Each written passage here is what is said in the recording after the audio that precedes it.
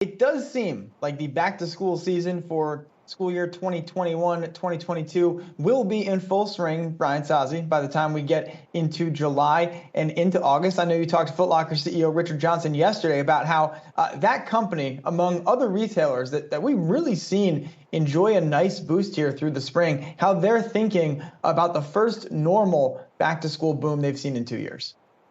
Yeah, Myles, let's keep in mind, there was no back to school last year unless you wanted to buy your children, I guess, a new pair of jogger pants and some socks. But I caught up with Foot Locker CEO Richard Johnson to talk about his outlook for the back half of the year, which for them is not only the holiday season, it's back to school. And back to school traditionally has started in early August for the likes of a Foot Locker and many specialty apparel retailers. Here's what Johnson told Yahoo Finance. You know, last year was sort of an abridged season with some kids going back to school, some kids in a hybrid learn from home sort of situation. We see the economy truly starting to open up. Will it be July 4th? Will it be closer to back to school in the fall?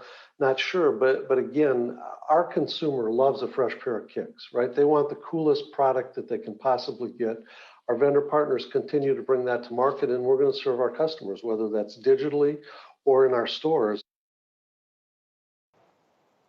And Myles and Julie, it amazes me to see Foot Locker shares trading at essentially 12 times forward earnings. You have Richard Johnson essentially telling us, hey guys, you're going to see likely a sneaker buying boom for the back to school season. Oh yeah, in addition to that potential big top line driver, we also recently announced we're closing our Foot Action stores. So hundreds of stores are going to go away. They're going to save a lot on costs. You have those two potential catalysts for the business later this year, and it just mystifies me to see this stock trading about half the multiple of the broader market. It makes no sense to me.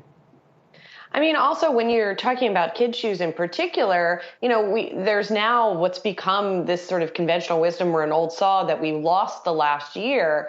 As part of that, as a parent with rapidly growing children, like they've grown into different sizes without you sort of realizing it, even more so than usual, because the last year has been so strange. So, you know, to buy a shoe online when you need your kids, you can measure them at home. It's doable, but it's easier to go into a store and have somebody do it and have them try on the shoes that are going to be comfortable. So I think that's going to advantage. One would think that would advantage the likes of a Foot Locker over, say, a Zappos. But we'll see what happens on that front.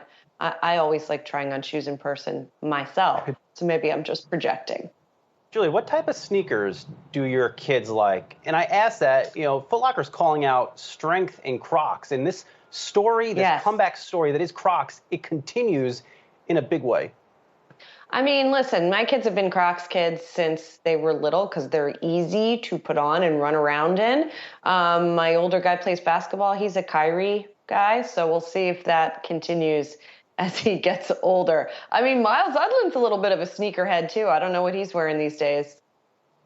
Well, I kind of feel like a boomer now with my sneakers because most of my sneakers are Nikes, and I don't think Nike's particularly cool. I mean, I'm not wearing white Air Force Ones. I have a pair of the Adaboosts, which are kind of the most comfortable sneakers that I found, but they're just like, you know, young dad sneakers. They're not particularly. Nikes are still cool. What's cool now if not Nikes?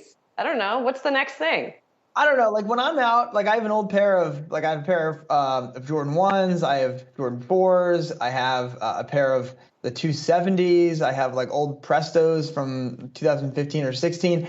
When I'm wearing them in public, I just feel like I feel dated wearing shoes that when I bought them, you know, 16, 17, 18, I thought were so cool. Maybe it's just being in the burbs now versus being in the city. Maybe I never realized how uncool it was in the first place. Not that I've ever been a particularly cool person, but it just feels really dated to be wearing Nike shoes that have like different color, like they have texture. They're not like neon. It's like, you know, blues with whites and maybe a red, or you know, one of them's all black. It's like it just feels. Well, you don't want to look really like you're trying too hard either, Myles, right? Well, and I certainly appear that way, I'm sure, you know, to most people most of the time. So, you know, Myles, what are you gonna do? You know where there's inflation right now? I just spent $200 on a pair of Nike golf shoes. I don't remember golf shoes being that much. I'm really unclear on what I even bought. They just look nice online.